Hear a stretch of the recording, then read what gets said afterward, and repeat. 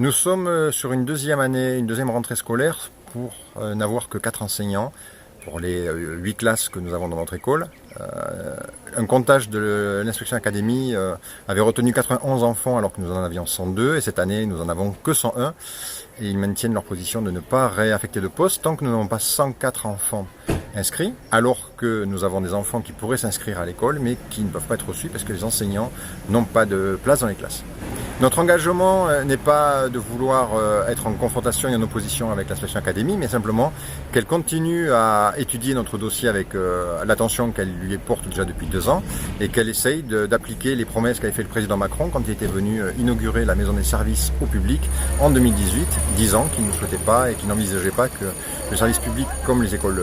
publiques en milieu rural soient fermées. C'est vrai que nous sommes en situation limite au niveau des effectifs par rapport à la réouverture d'une 5e classe, mais cette 5e classe a été fermée il y a 1 an maintenant, et justement avec une estimation du nombre d'élèves qui était bien inférieure à la réalité. À la réalité, on avait 102 élèves à la rentrée, donc ça justifiait pas forcément la fermeture de la 5e classe. Parce qu'avec les 4 classes sur l'école de Sarliac, nous avons 3 niveaux, nous avons une classe avec 3 niveaux, petite section, moyenne section, grande section en maternelle. Donc c'est particulièrement inconfortable pour les élèves, mais aussi pour les instituteurs. De plus, après les regroupements, en ce qui concerne les 3 autres classes, les regroupements sont assez illogiques. C'est grande section CE1 et CP CE2.